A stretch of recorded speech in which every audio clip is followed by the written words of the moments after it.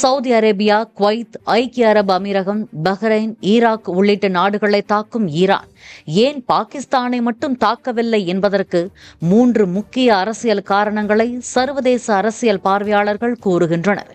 தனது எதிரியான சவுதி அரேபியாவுடன் பாகிஸ்தான் கொண்டிருக்கும் இணக்கம், ஆப்கானிஸ்தானில் ஈரானிய தூதர்களை கொன்ற தாலிபான் படைகளுக்கு பாகிஸ்தான் ஆதரவளித்தது உள்ளிட்ட முன்பகைகள் இருந்தாலும் ஈரான் இதுவரை பாகிஸ்தான் மீது ஒரு சிறு தாக்குதலை கூட நடத்தவில்லை. பொருளாதார தடைகள், வான்வழி தாக்குதல்களால் சீர்குலைந்துள்ள ஈரான் உலகின் 5வது பெரிய இராணுவத்தை கொண்ட அணு ஆயுத நாடான பாகிஸ்தானுடன் மோதினால் அது தங்களது ஆட்சிக்கு பெரும் சிக்கலை ஏற்படுத்தும் என்று கருதுகிறது. அடுத்ததாக, ஈரானின் எண்ணெய் ஏற்றுமதியில் 90% சீனா கொள்முதல் செய்வதால் போர்க்காலத்தில் ஈரானின் ஒற்றை பொருளாதார உயிர்நாடியாக சீனா விளங்குகிறது. பாகிஸ்தானில் சீனா $62 பில்லியன் அதிகமாக முதலீடு செய்துள்ளதால் பாகிஸ்தான் மீதான தாக்குதலை ஈரான் தவிர்ப்பதாகவும் அரசியல் பார்வையாளர்கள் கூறுகின்றனர்.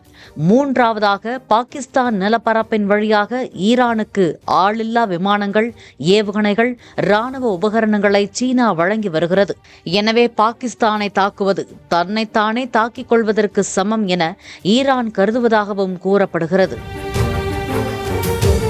பிளே ஸ்டோர் மற்றும் ஆப் ஸ்டோரில் இருந்து பாலிமர் செயலியை QR கோடு மூலம் பதிவிறக்கம் செய்யுங்கள்.